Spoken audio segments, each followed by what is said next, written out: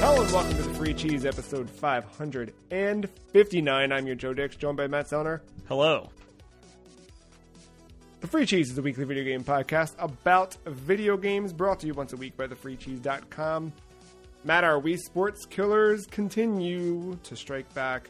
Part 2 of our ongoing series on Halo Combat Evolved. This week we will not be ranking Halo Combat Evolved. Matt's making a face. But we will be ranking. Not a Wii Halo? Sport Killer. No, not a Wii Sport Killer by any stretch of the imagination. We will be ranking Halo Fireteam Raven later in the show. If you listened to our arcade episode from last week, you know that we spent a little bit of time with that. So we'll talk more about that later on. We'll rank it on the list. But before then, we're going to spend this episode covering the multiplayer components of Halo Combat Evolved. Matt, before we jump into that, red versus blue. Blue had caboose, right? See, I never even watched the show. I was just asking in terms of, like, you get thrown into a match, who do you hope, which side do you hope you're on? But I was leaving it open to interpretation, however you want to go. It's weird because I like orange. Orange would be red. Is Sure. it pink? Is pink red too? Yeah, I would give it, yeah. All right, probably red then. Fair enough. I mean, yeah. I don't know, the listener knows, but you've been playing Halo with me long enough where you know, like a good pink suit of armor. Yeah, things are a bit different now, right? Like, Halo 3 was the first game that really started letting you customize your look and design of your player. And then now it's pure chaos. And it wasn't until Infinite, actually, that you actually were not assigned a red or blue. You're still red or blue team, but, like, visibly on the screen, you look like you look, which I think is indicative of all the armor and color customizations and all that stuff. Yeah.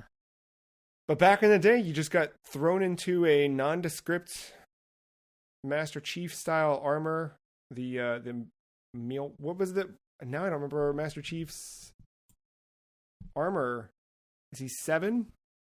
Oh, I don't know the marks. Sorry, diehard listener that saw Halo and it's like, oh, these guys might know what they're talking about. No. I don't know the armors. Yeah, not at all. Listener, if you're here for Halo expertise, you've come to the wrong place. Because, we talked about it in part 1 of our Halo series, but you and I did not own an Xbox. You had borrowed one from a friend to play through the campaign for the first time and played a bit with a friend.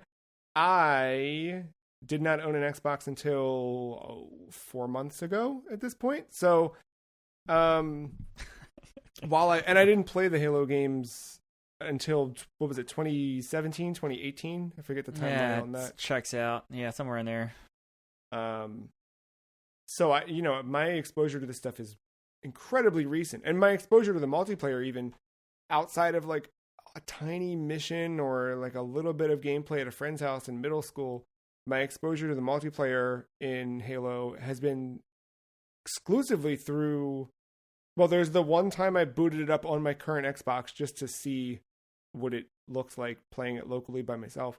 And then there's Master Chief Collection, which has been, the most reliable way to play it, I think, today. Although we'll talk a bit, you can still do a lot with the original Xbox and the original version of Halo. But yeah, we don't have that expertise. I think he's the Mjolnir. I don't even know if I'm saying that word right. 6? I'm sorry, I wasn't looking it up. I thought you just kind of let it go. Nah, I pulled it up just to verify, but I don't. Halopedia.org, filled with a ton of information. Too much to parse through. Do you think Bill Gates knows the answer to that? Matt, I'm going to answer your question with a question. Do you think Bill Gates can help me out with getting the jacket he wore at the Japanese launch of the Xbox? Probably not. I may have tracked it down. I forget what this thing looks like. I know it's absurd, but it's just a big puffy black jacket with a really hot green lining on the inside, and I cannot find it. And it has an Xbox logo on the chest. I can't find that exact thing, but what I was able to find was a Japanese brand, and when I see the name, I'd know it off the top of my head. It's a very popular brand of Japanese outerwear that has that color scheme, and it seems like it's a good match. And there's a chance that they potentially just bought a bunch of those while in Japan, took them to a local shop, and had the Xbox logo embroidered on them as part of their launch. You know what I mean? They just kind of saw it. They saw it had the green. They went, yeah, we'll buy those. We'll brand them out. So my best bet might be tracking down one of those from some random person who's just cleaning out their closet and then getting it custom embroidered with the Xbox logo. Well, we're going down Microsoft historical avenue. How much do you think Steve Ballmer's sweaty-ass shirt from the Windows 95 launch goes for? Oh, man. That might be what's funding the Clippers' new stadium. I think that's exactly the part of the 700 bathrooms that they're installing that he's so proud of. That might have been funded by whatever he sold that thing off for. Someone owns that thing. I'm almost. They have to. They have to. Here's them as like collect them all. You gotta collect all the dress shirts. Gotta catch them all. I need Bill Gates' launch thing. I need the turtleneck The Rock was wearing at the other Xbox. Yeah.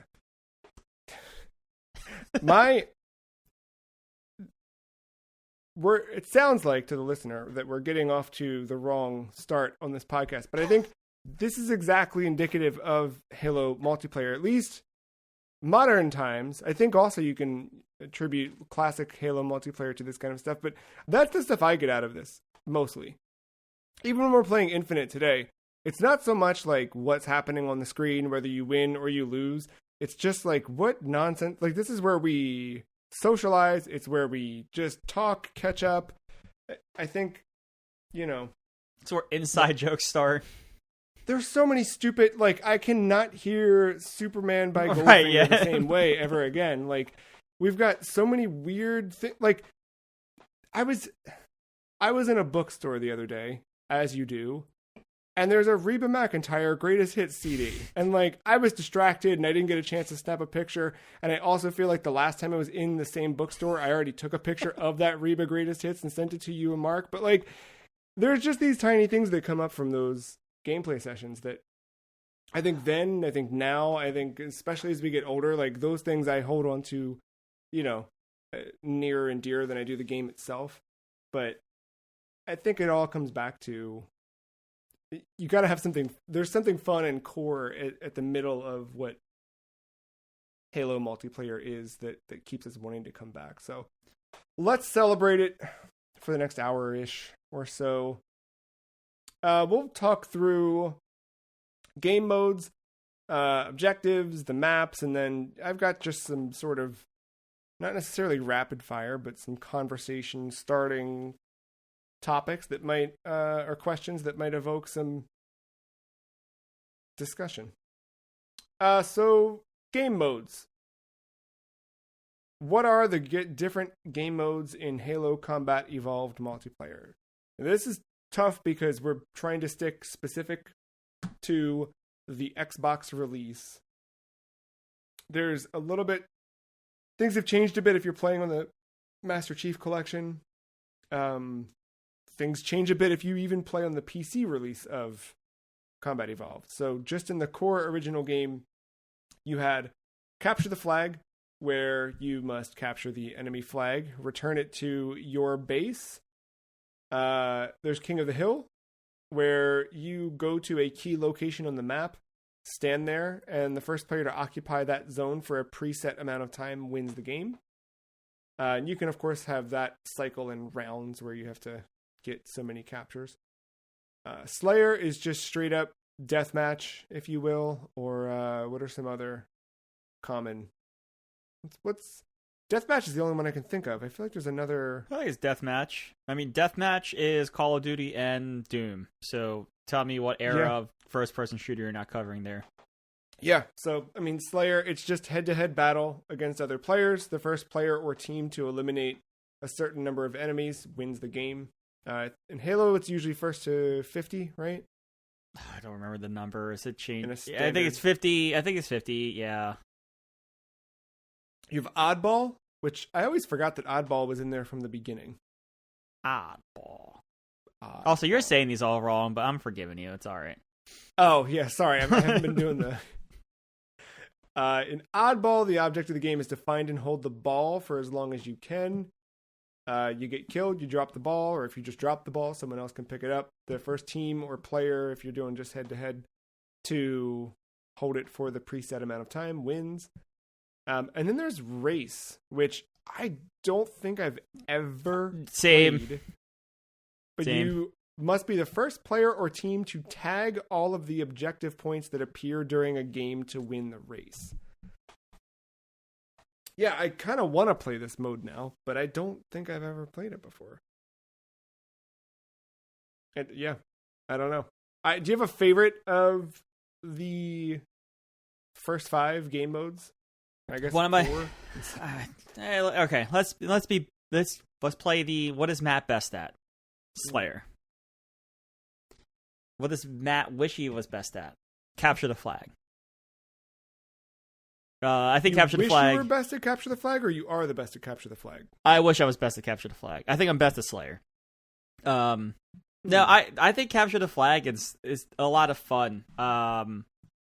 We'll go into more detail here, but I think like Halo has this sandbox approach to multiplayer from like the first game to Infinite, and like game modes like even Oddball I would think is like up there. Like Oddball and Capture the Flag lend to like the sandbox approach more so than like a Call of Duty. Call of Duty is a little bit more structural in its gameplay. Yeah, I don't know if it definitely wasn't Halo because I didn't play Halo back then, but something, I don't even know what game it was. Capture the Flag has been my, that's my want. Like, when they finally added that to Quake Champions, it was like, okay, now Quake Champions is a real video game. I think that one's super fun. I think King of the Hill is also fun for different reasons. Like, for the same sort of, tactic, you're trying to claim an objective. The neat thing with King of the Hill is that as someone who's achieving the objective, you can also still fight back, where in King of the Hill, in Capture the Flag, you have to drop the flag to fight back, or you can do some melee, but it's not always, the same. Oddball I'm fine with, but but I don't, Oddball's fine when it comes up in rotation, but I never choose Oddball. I think that's the important thing here. I don't hate any of these. I when they come up, I'm like, all right, it's time for King of the Hill. Yeah. All right, it's time for a Slayer game. All right, it's time for Oddball. Like, I don't think I could play Oddball 5 times in a row like I could with Capture the Flag. But while I'm queuing into the Capture the Flag, if an Oddball or a King of the Hill came up, I'm like, all right, this is the mix-up. Yeah. How do I approach this game a little bit differently? Do you have any experience with LAN parties in Halo? More recently than back in the day. Yeah. No, so we don't play CE specifically, but we do the Master Chief Collection, and it started off as a friend of mine for his birthday was like, I want to do a LAN party for Halo, and so yeah, we went over to someone's house, and there was he brought his Xbox to said house. House we went to already had an Xbox, and we ran long ass fucking Ethernet up from the basement up to the living room, and it's so good. Just did it, and it ended up being a fun time, and we did it a second year, which was I think just as equally as fun, and it's been so fun. I think it's become officially an annual thing now, and as of recording in like 2 weeks, the third edition of this LAN party will happen, and I'm very much looking forward to it. That's so good. Yeah, it was just a thing that was not on my... I think if I had owned an Xbox back then, you know what I mean? I think especially back then, right? Or a Dreamcast in its heyday, right? There's like little things you do there. Obviously, Quake was a big part of that, but that was just an experience I never had. The closest I ever got to it was... It wasn't until I was in college. And at this point, like, Diablo 2 is an old game. Like, It was very old by this point. But, like, just friends of mine who straight up just had copies of Diablo 2 on their laptops, and they decided to play. You didn't need to play via LAN, right? But they just decided, well, let's do it that way. There was one other time where we hooked up. It was 360s at the time, and it was... I think I've said this story at some point on this on the podcast, but it was like a New Year's Eve party at my friend's house, and like his cousin brought their Xbox, and of course my friend had an Xbox 360, and we ran I don't think we ran the whole campaign, but as long as we could until we were passing out, we ran the Halo 3 campaign.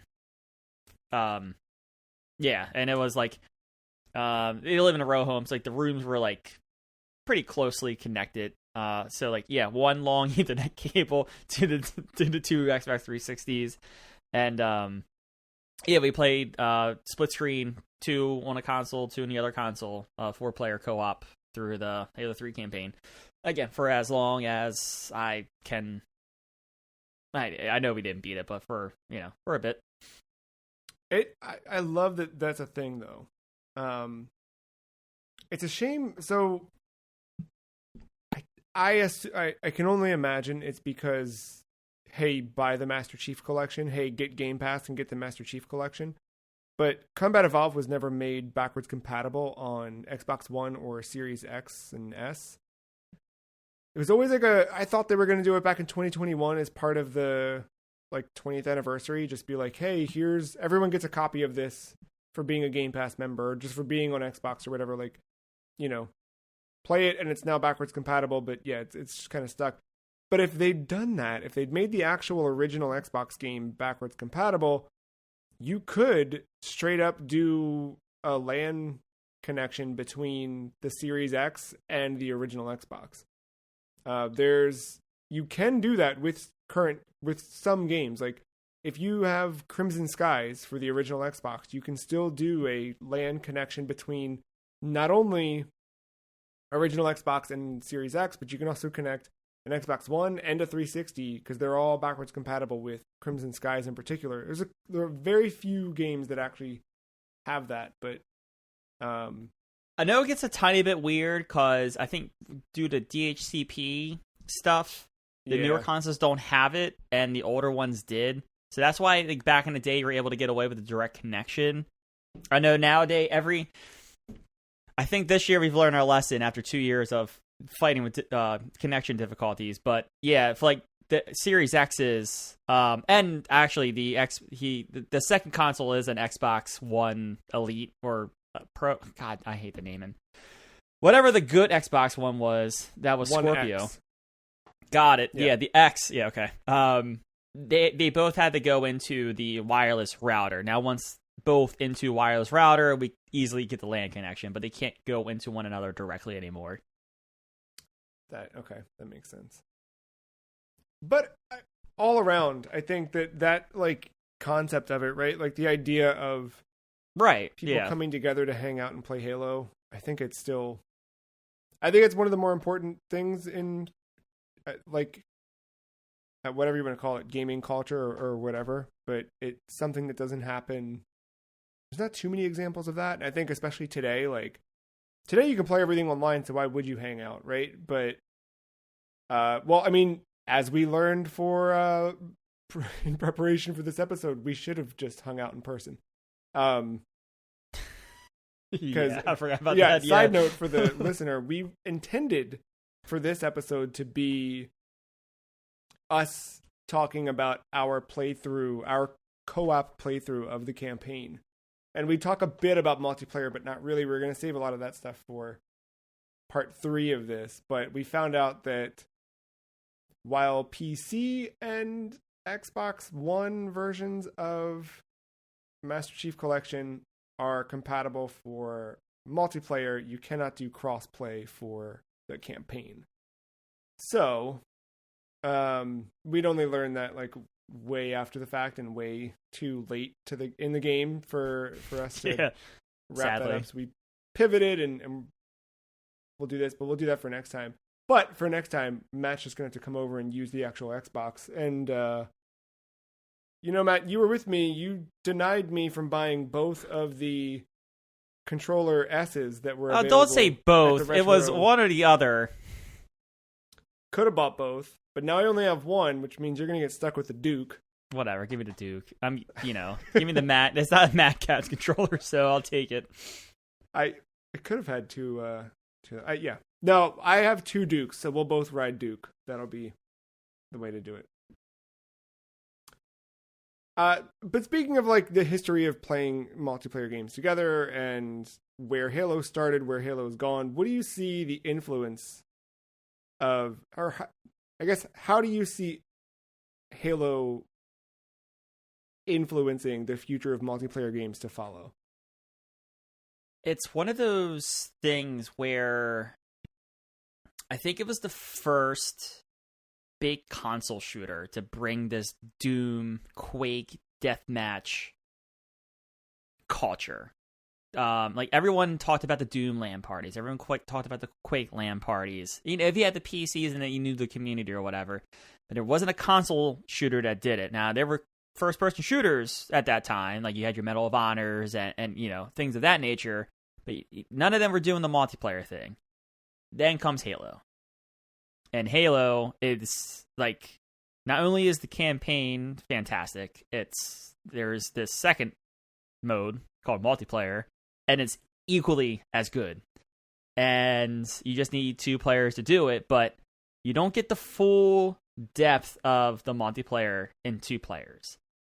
It's not until you hook a couple Xboxes together and get the LAN party experience like you got in the Doom era, the Quake era, and you're like, holy shit, there's something here. This game's a lot of fun. And we're doing this to consoles that's what at the time like $300 and not $300 and $800, $1,000 PCs that you need to run Quake with voodoo graphics cards.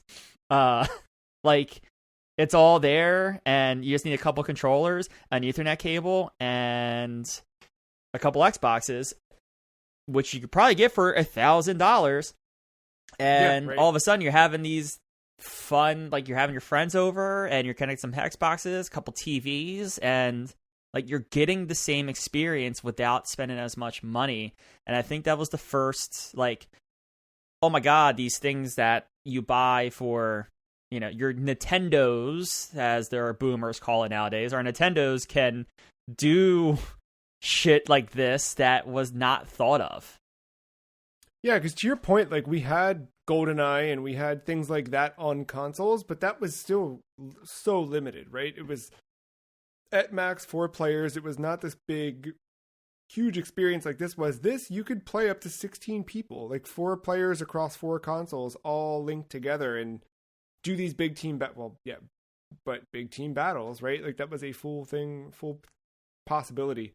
I think to your point, like that was a huge evolution, not just for console games and console multiplayer, but I think also just like what it brought for local multiplayer, right? It suddenly made, I don't know, I'm trying to think back if I even had this sort of lament, but I remember having chosen the PS2, I always looked at GameCube and Xbox as like, man, well, when I have more than 2 people over, unless I buy a multi-tap, right? But I wasn't doing that. And even then, like, what you did? Yeah, not the stand one, the extension, like the cube. Yeah. But like, I don't even know what I was playing, what I would have played with that. I'm sure. Well, I guess Twisted Metal, but I didn't. NASCAR Thunder 2004. Oh, yes, they were NASCAR.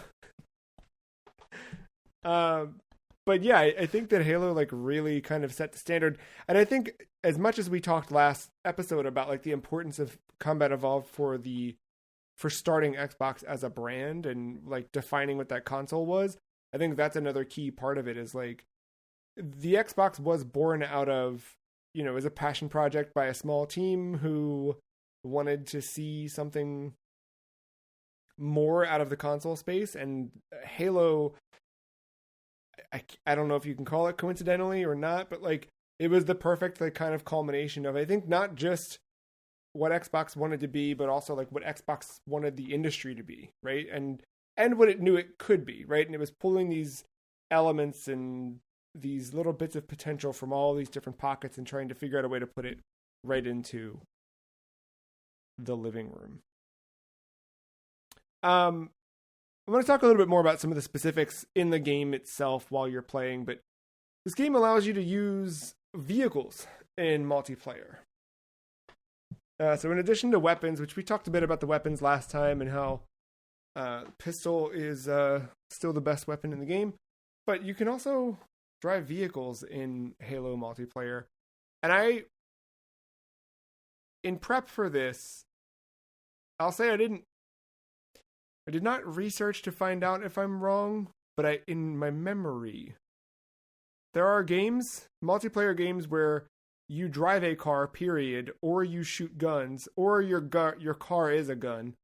But I don't know of any, I could not think of any at the time, where you were able to get in and out of a vehicle and shoot, and you know what I mean? Like, and also switch between first and third person. So the only thing I can think of, I think there was a Battlefield game on PS2 or on Xbox. That would be the only thing I could think of. But even that would have been probably after this, right? I would think. I don't know. This is the first franchise that has like big sandboxy, like a big game, like a big player count, big environment, sandbox, vehicles, and you can do both things on a vehicle. I don't know if it's doing it on a console at this point, though. Yeah, I couldn't think of any in prep. I know PlayStation's got nothing, because PlayStation's Halo killer was Killzone. Right. Killzone doesn't have that. No, not at all. But I mean, I feel like the vehicles are still like some of the most iconic elements of for sure. Halo, right? You agree? Yeah, for sure. I mean, the Warthog. I mean, one of my monitors back here, thanks to Wallpaper Engine, still the best $3 on Steam I've ever spent. It's just a Warthog with the Halo ring in the background, and it's just snowing, and the Warthog is so iconic. I really liked Forza Horizon 4, but like the fact that also had a Warthog in it, I was like, oh, well, this game's game of the year. Yeah, you're right. Yeah, and I think how I want to just mention, like, I think how the car's control is such an iconic thing too, because it's not like this stiff thing where you're like you have to pull a trigger and like it stops on the other trigger, or handbrakes like a LB, or I guess white or black on an Xbox controller.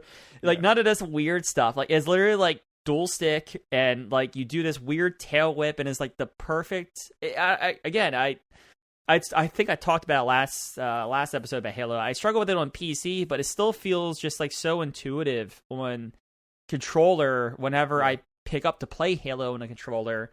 And I think a lot of games chase that and still maybe haven't perfected it.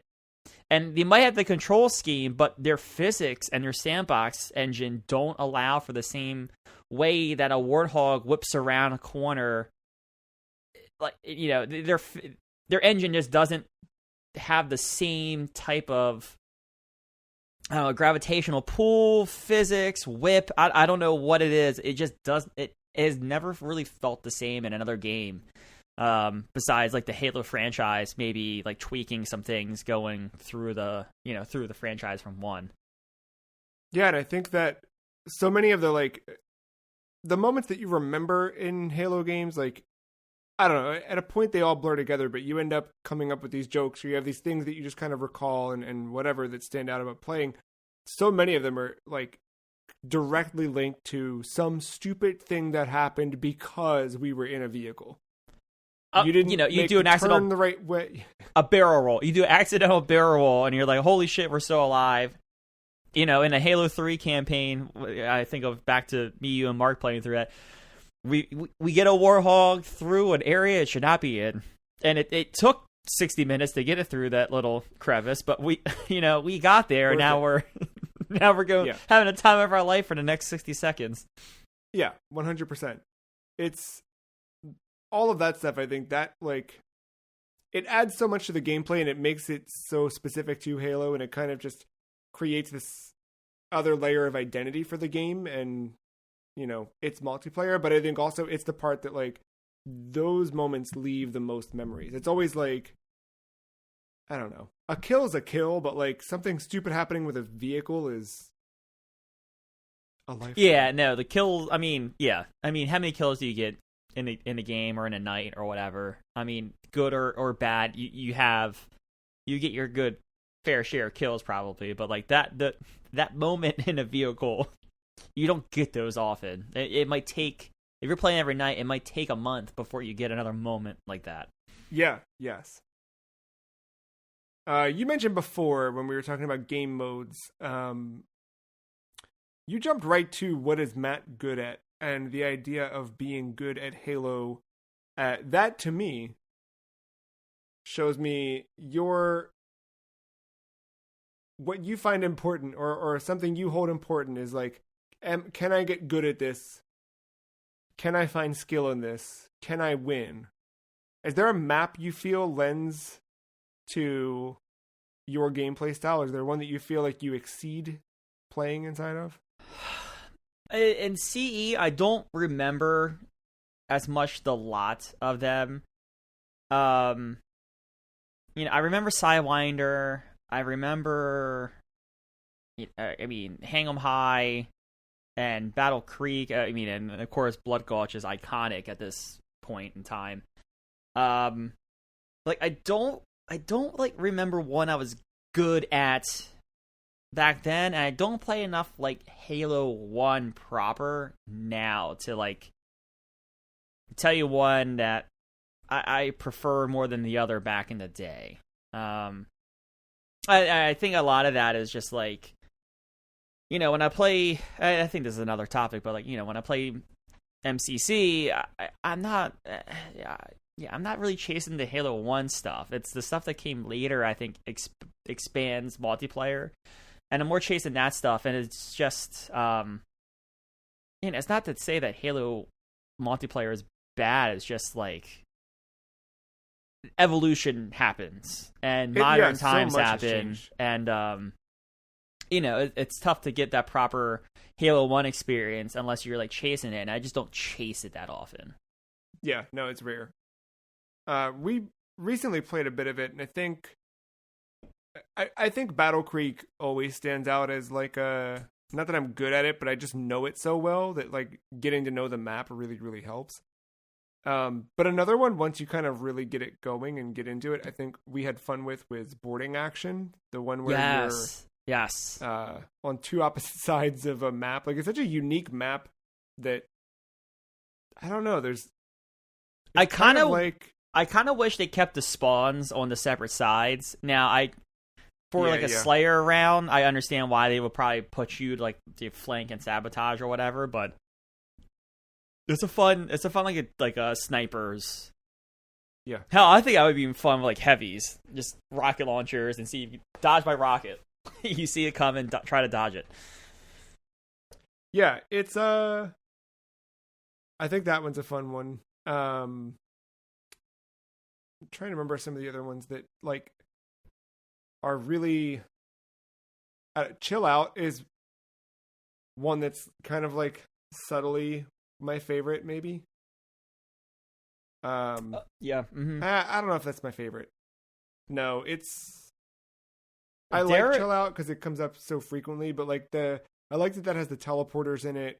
It has like kind of an even layout, balanced. Yeah.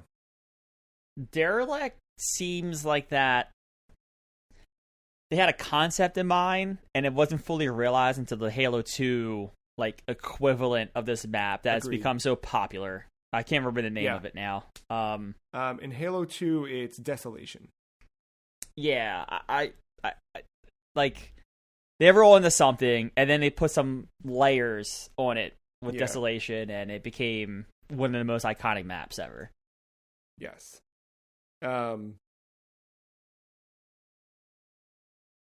And then is it Wizard? Wizard's a fun, like, it's another similar one to Derelict, like in terms of shape, but it's just sort of like these layered ramps and there's camouflage on there, there's overshield in the map, so like it's very easy to kind of like, I don't know, if you know those things, grab them, take advantage of it. Take advantage of someone who doesn't realize that they're there. And then what's the name of the one that we really, really...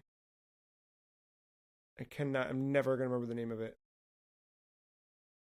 Because that's a tough thing with these, like, you have to really, like, kind of look for what the name of the map is as you're playing it. Is it Prisoner that I'm thinking of? Which one are you... I don't know which one you're trying to... I don't remember.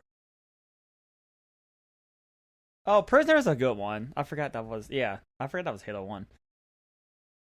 Prisoner's weird because there's so many, like... It's one of those ones angles where, like, you have to, like... Yeah, you have to watch your entire... Like, as you come out, like... You kind of like when you come out of a door, you just kind of have to hope and pray no one's peeking that door because there's just so many angles. You can't like look.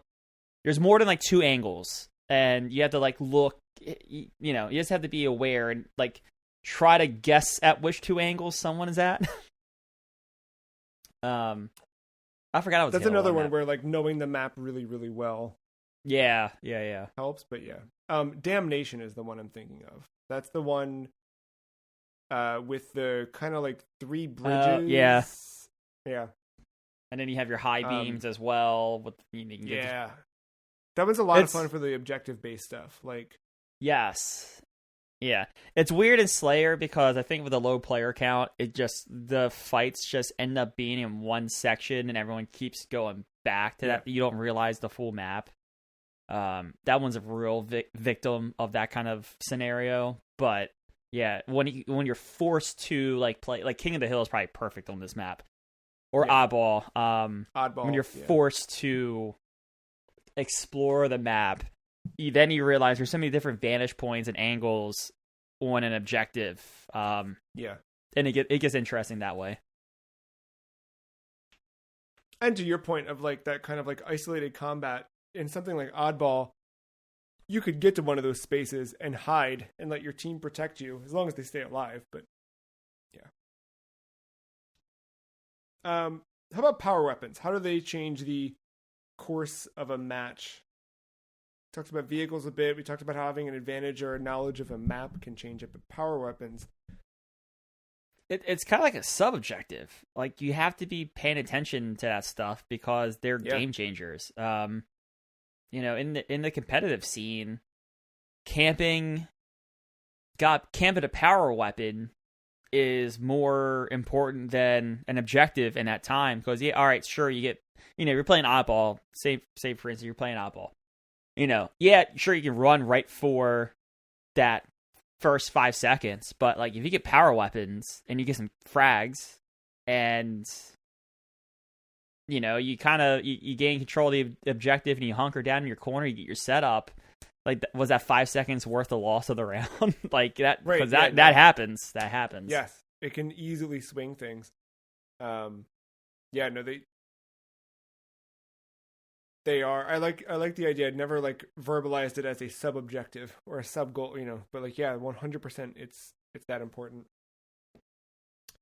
Do you remember you talked about like camping and taking that kind of tactic? Do you recall anything that might have been like a glitch or a bug or even another tactic you saw someone do that you or anyone else took advantage of? Not that I personally took advantage of, especially in Halo 1. I don't. I think we'll get into it later, but like Halo 1 is probably the multiplayer I don't play a lot because I didn't have a lot of the LAN experience. It was, if we were playing it, it was like 3, maybe 4 on a good day, and it's, you can't. It's kind of tough to explore something that, like, as iconic as Blood Gulch is, and like much as I see it as like the perfect big team battle map on a Halo 1, I never got to experience it really that way because 16 players versus 4 on Blood Gulch is a lot different of an experience. Yeah. So yeah, because of that, I just don't play it a lot, which is my main point here. And so I never really found any glitches or exploited anything that I remember exploiting that I would do now, in the best way possible. I think the best you get in this game, in my experience, has been like, I know this better than this person does, so I'm going to take advantage of my knowledge, but not necessarily like, oh, I can do this and crouch here and clip through this section, and I'm now blocked. I'm prone from whatever. The conversation around Halo multiplayer tends to skew toward Halo 2 because it was the first one that was available with Xbox Live. Do you think that the lack of online multiplayer impacted the full potential of Halo Combat Evolved multiplayer? I think so, but it's you have to crawl before you can walk kind of mentality.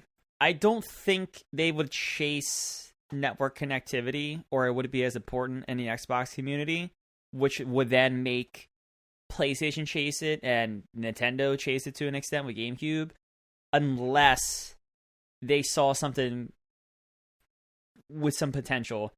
And my history of the internet, I don't know the exact timeline. Was it possible to even have a good Ethernet connection back then? Because I feel like by the time Halo 2 rolls around, it's a little bit more prominent, and Xbox Live has taken off more so than it ever could have with Halo 1. They definitely were ahead of the curve in including an Ethernet, jack in the back of this, but it wasn't out of the realm of possibility. It was definitely, by the time Xbox Live debuted, much easier. And then that was also the point where you had a lot of people who were forcing their ISP to upgrade or give them an upgrade so that they could take advantage of newer modems or routers that were doing these things. There wouldn't have been a router yet, modem. But yeah. So yeah, I mean, they were there, but at the launch, probably not. So yeah, to your point, like the tech had to catch up with the ambition, and the ambition had to. Yeah, I just think it's that beautiful a proof of concept. And again, I go back to what I said earlier, like, PC online, yeah, we probably get there, but like Doom and Quake on a PC online, I don't know. I feel like that was just huge stepping stones into where it ends up going. And, the consoles had to do the same thing. And Halo, like, was that game. I think it was, like, the only game to nail it. And thus, we get Halo 2, which is, like, maybe one of the only games of that generation that nailed online as much as it did. Do you think that obviously the online influence was there, and I think, like, to your point, like, they probably definitely looked at and played Doom and Quake to influence Halo's multiplayer. Do you think that this multiplayer influenced not just future multiplayer campaigns, but future single player campaigns? Oh, like co-ops campaigns is what you're asking specifically. Yeah, I mean, like, do you think that, seeing how people played Halo Combat Evolved together in multiplayer, do you think that impacted what they ended up doing to design levels or the campaign or the story even? I don't think so. I can't think of a specific moment where I think, oh man, I wish I had a partner here. But like, I'm sure man, I'm struggling to remember games that were coming out around that time. I'm sure Halo influenced other games to try to maybe chase that avenue in a way, but not successfully that I can think of. I don't know. It might just be my ignorance, but I think that says it all when like Halo is like that franchise that like lifted multiplayer to, to pretty much Call of Duty 4. I think it's where we get like, holy shit, all right, this is another game that can do it, and now we expand our horizons and it becomes the floodgates open in a way. I don't think Halo is influencing its own campaigns for multiplayer. I think it's like let's make a very good campaign. Let's make it co-op with an option you can play through your friend. If we want to nail multiplayer, we're gonna have multiplayer as this thing, and it's gonna be good, and that's its own thing, and we'll go from there. And then Halo 3 comes out with Forge, and I think that's where they like marry it a little bit. They start the marriage of like, all right, well, we'll keep doing our campaign. We'll keep doing the campaign. We'll put out this awesome multiplayer, and if someone wants to create something really cool, here are the tools. Yeah. What do you think it is about Halo Combat Evolved multiplayer that not only set the tone for the rest of the Halo series, but that kind of draws you into Halo? It's the sandbox. It's like you almost don't get this type of experience in multiplayer, like 8v8, 4v4, whatever multiplayer traditional sense you think of. The sandbox allows the randomness to creep in, and that's not in a bad way. It's not like car games where like RNG bites you in the ass, but the physics engine and the way your character moves in the environment and just some of the manipulation with the environment plays into that randomness, and it feels like a true sandbox. And I don't think you get like a game mode that does it until like a battle royale. Really, like battle royale is like the only thing I think since like Halo multiplayer that feels like, hey, every like drop in it feels different. I would say like Call of Duty multiplayer, yeah, every game's different, but like you kind of, once you know the maps, you kind of know where your choke points are, and you know how to get to them, try to how to navigate them with weapons and whatever. I just feel like Halo never gets that way. Yes, there are choke points. Yes, there are strategies. But like, I don't know. I feel like just like a grenade that bounces off a gun that's on the ground and like goes you don't get that in Call of Duty. You get it here, and it just feels, I don't know. Every game just feels that tiny bit different enough where I keep chasing it. And I think it just goes back to, and this is something I think they just lean into as the games that come along.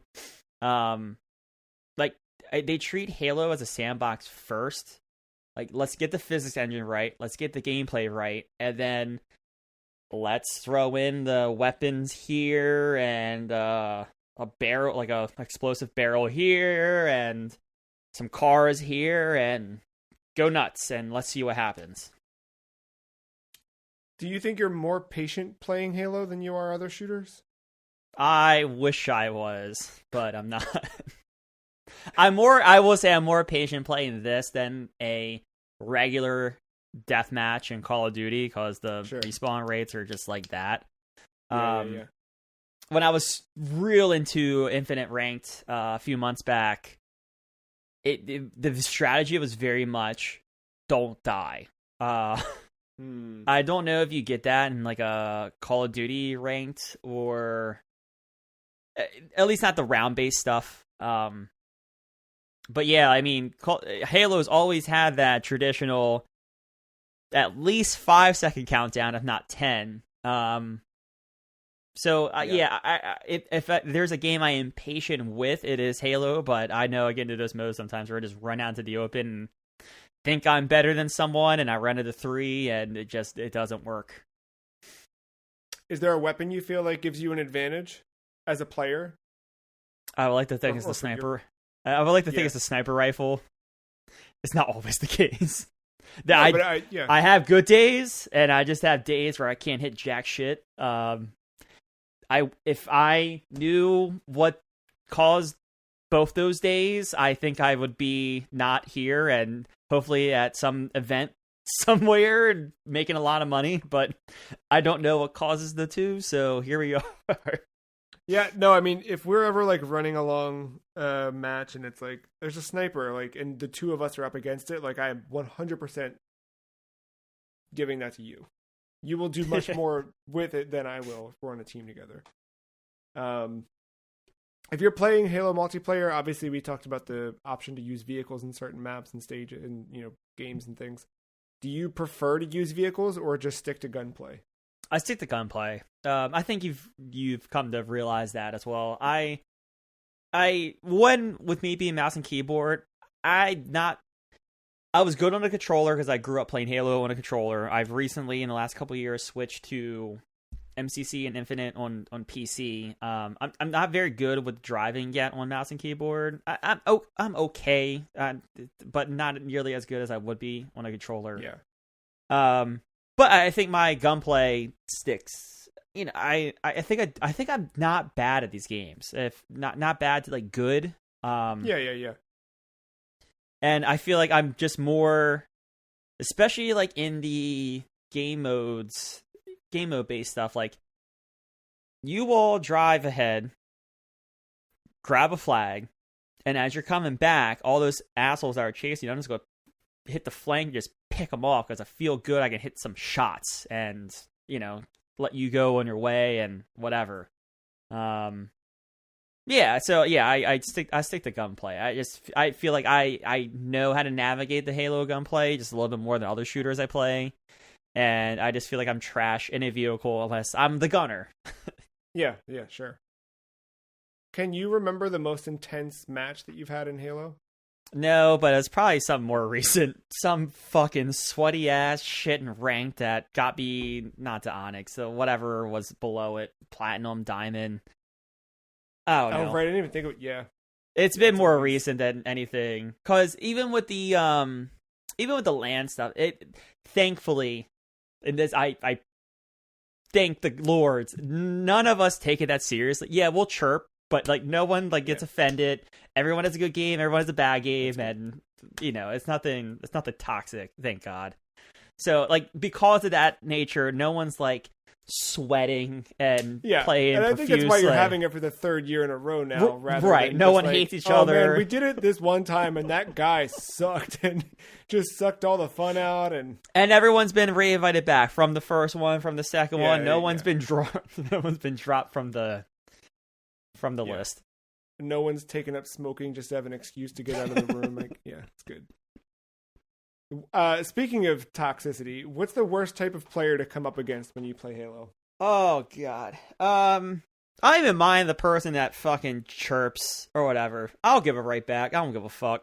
I'm never gonna talk to the person again, most likely. Knock on wood. The worst player though is that player that is like very good and their flanks are covered by like good, like they're working as a team in a setting where none of us are working as a team. Oh, that is yes. Yeah. So this is where I kind of like rank it. Like it's the player I can't deal with effectively. Like someone chirping on team chat, whatever. I don't give a fuck. I'll chirp right back. But it's that player I can't deal with on the other team, and I struggle the entire round or whatever. So, I mean, obviously, playing online, we have the potential for communication. But, I mean, even locally, how important is communication for a successful multiplayer? I mean, I think it's important to... When you're playing multiplayer casually, I think it's more important to have fun. And encourage anyone that's listening to do like what me and you do, or what me, you, and Mark do, where it's just like we hop into games. Yeah, there's the rounds where I get frustrated, you get frustrated, and you know, it's a bad round. But like Mark taking a Banshee and launching it and starting playing higher from Creed in, you know, into his microphone, like that's the communication I want, is just the dumb banter back and forth.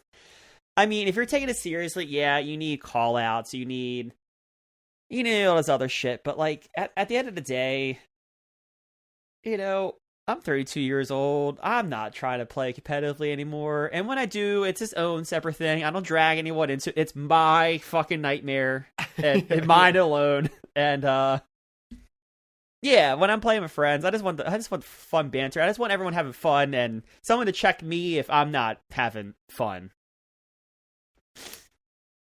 What in that case, what makes Halo Combat Evolved multiplayer not fun to go back to? CE, it's tough. It's just slower. Yeah. Multiplayer has just evolved, and you see it obviously in the. I mean, it's clear as day, and within the Halo franchise itself. But like, you know, there's a reason why the Call of Duty 4 Modern Warfare remaster didn't do well. It's because people played it and realized, oh, this is slow. Like, it's not. Yeah. Yes, it's. I mean, they remastered it. It's the same game, but it's not. It's not the modern. I don't want to say modern. It's not the current. It's not the modern warfare. It's not the current games. And nowadays, it's all about moving fast. And so many games have adopted that. Some games embrace it. Some games just kind of put it in there. And Halo CE, while I mean, it's still a great game to go back to. I encourage anyone just to play a couple rounds of that. If you own MCC, as just a history lesson of kind of where shooters have come from. Yeah, I mean, it's tough to go back to after playing Infinite for as many hours as we have, and other games in MCC. And I'm just talking about like Halo 5, but I think even like Halo 3 to Halo 1, it just feels a touch slower, a touch different. There's some modern things. It's I think just age, and I don't, you know, I hate to say it, but age makes it tough to go back to. No, I agree. In closing out our topic here, what do you think the legacy of Halo Combat Evolved's multiplayer is? I think I talked about it a bunch, but in summary, you know. I think it's the crawling before you could walk on a console. It was that first game to really go lights out. You know, on a console, that those Doom and Quake experiences. I'm just repeating myself. The Doom and Quake experiences from a PC to a console. We finally got on console, and you know, the legs grew from there. Yeah, I agree. We're not done with Halo Combat Evolved, and we're not done with this episode. So hang tight, because we're going to rank Fireteam Raven here in a minute. Before we do that, though, I do want to invite the listener, ahead of us recording our third part of this series, which will be episode 577. Which, if you're listening to this, it's not until the end of September, so you've got some time. podcast@thefreecheese.com. It's a free, legal email address for you to send your letters into. Write in, tell us about your experience with Halo. Please write in and tell us about your experience with Halo Combat Evolved. Multiplayer, single player, memories you have of it. Did you own an Xbox then? Do you own one now? Was your first experience on Master Chief Collection like mine? What's your Halo tale? Write in, podcast@thefreecheese.com, and we will read your letters in part 3. Matt, we went to the arcade. We wanted to see what happened before Halo Combat Evolved. So we decided we should probably check out Fireteam Raven. Let's talk about this. So this is a game released 2018. Developed by... This is on their official page. Developed by Play Mechanics in collaboration with 343 Industries. Published by Raw Thrills. If you've been to a Dave & Buster's style arcade, or as we talked about last week, we went to a round one. You can't get away from Raw Thrills in the modern arcade. No, you can't. So Fireteam Raven, it's a co-op, what do you call it? Railgun shooter, right? That's the beginning and end. It was originally released as an exclusive to Dave & Buster's in North America, but eventually it made it to other places. It made it international. You can't not find it, Joe. So you can't not find it? Can't not find it. Walk into your local arcade. It's there. It is out there. So this is... It ties into Halo Combat Evolved. It's right in there. This lets you play sort of... You are Fireteam Raven. They're a group of ODST, Orbital Drop Shock Troopers. And you're on the surface of Alpha Halo trying to stop the Covenant Alliance from taking control of the Alpha Halo. You can play between 1 and 4 players on the standard arcade unit. The one we most recently played was a 2-player unit. This part was really disappointing for our most recent play session, but there's a QR code on the arcade cabinet that allows you to scan it and link your Xbox Live account with Halo Waypoint, and you can track your progress while playing. It's a really neat thing. The first time I played through this, when it first came, I don't know if it did it right when it came out, but at some point in 2018, this came out like right in the wake of me playing through Halo 1 through 5 for the first time. So when this came out, I was like, dude, I gotta play this. So Mark and I went to Dave & Buster's to play it. And we did the linking and all of that stuff, but for whatever reason, Waypoint and Xbox Live to get the achievements did not grab my account until like the second level had started. So if you look at my like history, my service record or whatever, it just shows that I've completed 5 out of 6 campaign levels. Because I haven't technically... So this time around, I was like, all right, well, Redemption, I'm going to get that final 6th. And I don't know if it's because this is like a secondhand machine passed from arcade to arcade, or if they just don't have networking hooked up at this arcade, but the account linking did not work. We were able to scan the QR code, but to actually then go and scan our accounts back into the machine, no dice. So, I don't know. And in turn, Matt, you and I during this playthrough did not finish the game. And I have to say, I partially blame the Xbox Live account linking. Do you feel like if we were able to link, you would have wanted to see it all the way through? Not really. I would have felt more compelled to. I mean, maybe. The fact that it wasn't working, it made it easier to walk away from for me. Have you played it prior to playing with me? One time. And what was your experience like that time? I think I died at the exact same point. Oh, wow. Which might be telling. Yeah. So we're not going to do a full deep dive review on the game. Like I haven't made it past the first mission, so I can't do that. No, you made it through the second. But yeah, I mean, typical podcast episode where we rank and review things. We go way deep. This one's just sort of light fun. We're going to throw another game on the list because we want to. Why not? Sorry, Why not? absurd as it is. Yeah. We got to get a Halo game on the list, right? So yeah, sure. This is the one. There are 6 layers or 6 levels in the game. The first is Escape, where you are actually on the Pillar of Autumn, and it's working aligned timeline wise with the Pillar of Autumn mission in Halo Combat Evolved, which is really cool. Like the first time you sit down, if you know what you're looking at, like you actually walk through the same places where Chief is. Like you get to see kind of the campaign happen from. Yeah, sorry, Chief walks by you. Good point. But that's a really neat mission. And then second, you end up on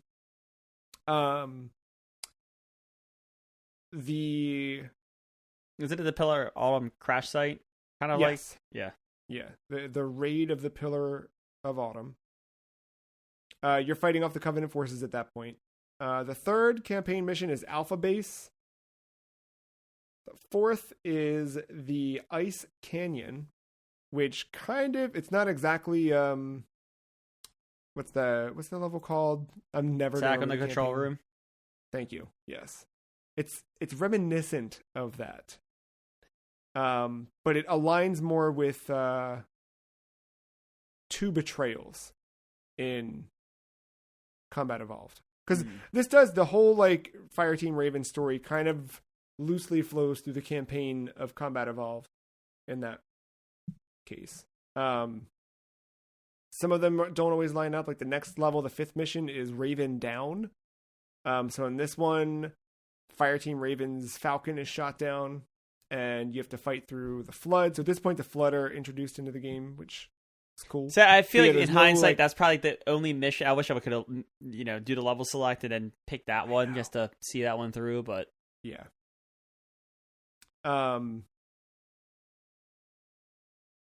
But yeah, no like exact like corresponding Combat Evolved mission for that one.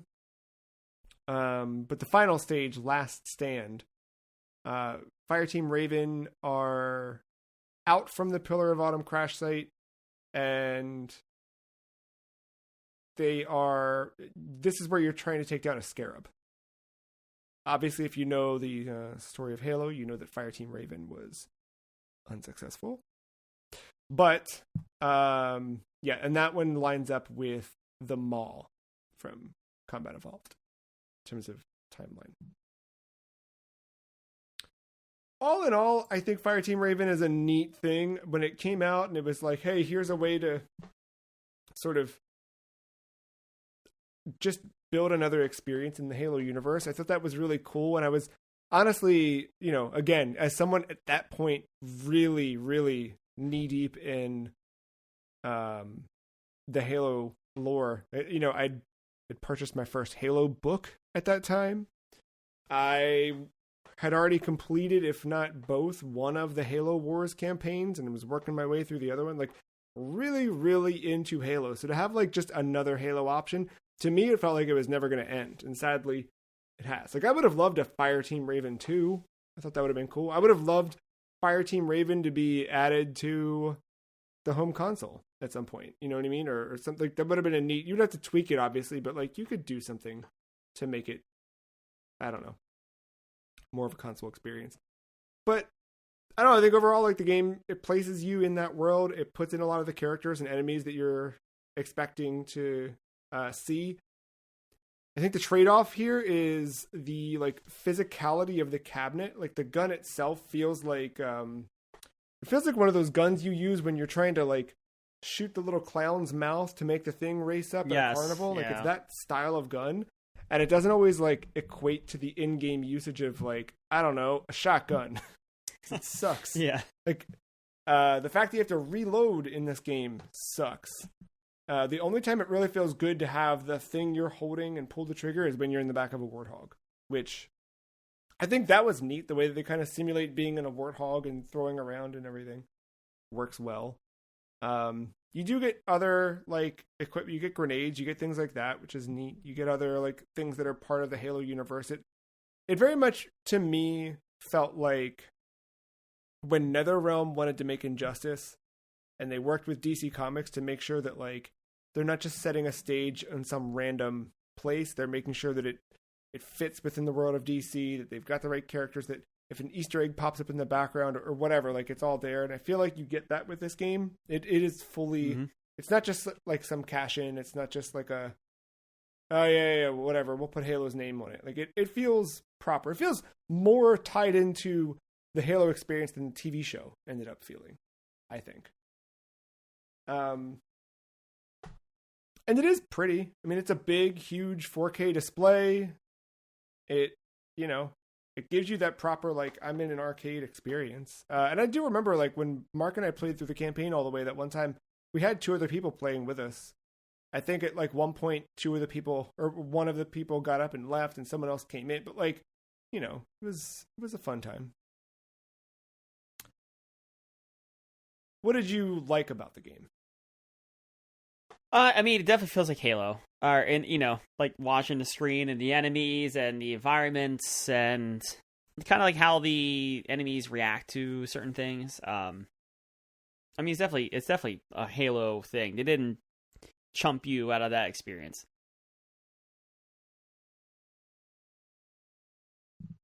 What didn't you like about the game? I think I'm not going to be too harsh on it. Although I couldn't find a Time Crisis machine in Ocean City, Maryland, and I couldn't help but find these machines everywhere I went. Oh, that sucks. Yeah. Anyway, that's an extension of our arcade episode. Part 2, I guess, in a way. No, I feel like this was like more of a quarter. There was just some enemies you could not help but take a hit. Playing other light rail or light gun games, like playing House of the Dead later that day, I felt like, I was inevitably going to die, right? It's going to want more quarters, but I felt more in control of my destiny than I ever did with Halo. I finally played a Tomb Raider machine somewhere in Ocean City. And again, it's definitely one of those experiences where you want 4 people. There's just too many enemies once you get going. But like, I felt more in control of my path playing by myself in Tomb Raider than I ever did in Halo playing with you. It's just one of those things where, like, I know these types of games, Time Crisis included with the pedal. I know these games they're eventually gonna do something to like get you to lose a life and eventually get you to put in more money to complete the game. Yeah. The few times I've played Fireteam Raven versus other stuff that I play, I always feel like I'm just not in control. I'm like along for the ride, and eventually I'm along for the ride, and I know I'm dying, and I can't help it, and I know eventually at some point I'm gonna have to put back in the next dollar. At least like with House of the Dead or Time Crisis, there's that feel of like, if I had the absolute flawless perfect run, I could pull it off. It's going to be very difficult. It's like playing Elden Ring on a super hard mode, but there is that remote possibility. Fireteam Raven never gave me that illusion.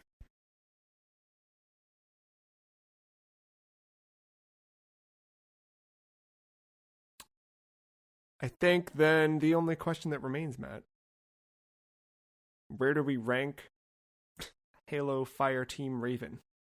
Listeners, you can follow along with thefreecheese.com/thelist. I'm not very high on this. I'm not very in the middle on this. So I'm in the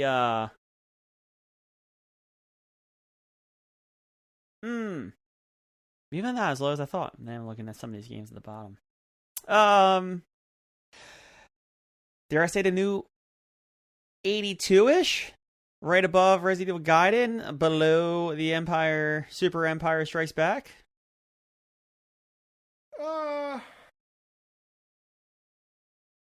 See, okay, this is a perfect example, listener, of how stupid the list is.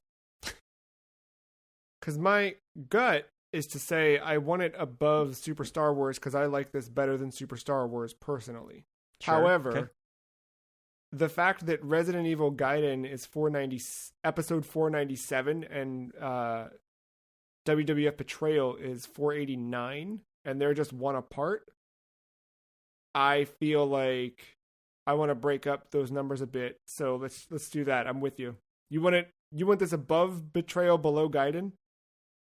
I was thinking above Gaiden. Oh. I could do that. I could do that, for sure. Yeah, I think I like Empire Strikes Back more personally, but I think for the sake of the list, I think that's a happy medium between me and you, because I know that's not your favorite game. No. It's not. Yeah, it's weird. Like, I think I like this over. I don't know. I don't see that's the problem. I like this over certain things, and then I just like I like this over Nightmare, but I don't think I like this. I definitely don't like it better than Disaster Report 4, but Disaster Report 4 is just too low on this list. Yeah. Let's do The it. outliers, gotta throw them away, dude. I know. Yeah, I like it. It is our new. So it's, hold on. Below that, it is our new 81. Yes. Congratulations to Halo Fireteam Raven. The new 81. At least for now. We'll be back next week with another episode with another episode and another game to rank. Episode 560, bringing you Outrun. Sunny beaches. And cruising across the coast. We got quite a few episodes coming up here in the next couple of weeks. We also just did a live stream last night, and we're going to keep doing those, so make sure you come back to thefreecheese.com once a month for those over the next few months. And I'll remind you again here at the bottom of the show, podcast at thefreecheese.com. Write in and tell us your Halo story. Have you come across the a Matty Bill 131? Or I would the free cheese? Have I talked shit to you incidentally? Have you gotten mad at us? Were you happy we were in your game? There are hundreds of potential people out there that have been affected. Do you play Infinite between the hours of 5 p.m. to 7 p.m. Eastern time? This is good. These are valid scenarios. I like this. Any Halo story you've got, send it in. Podcast at thefreecheese.com. We'll be back next week with Outrun. We'll be back in September with the finale to our 3-part Halo series. After which point, Matt and I will have played through the campaign together. Until then, thank you, Matt. Thank you, listener, for listening. See you next week. Bye.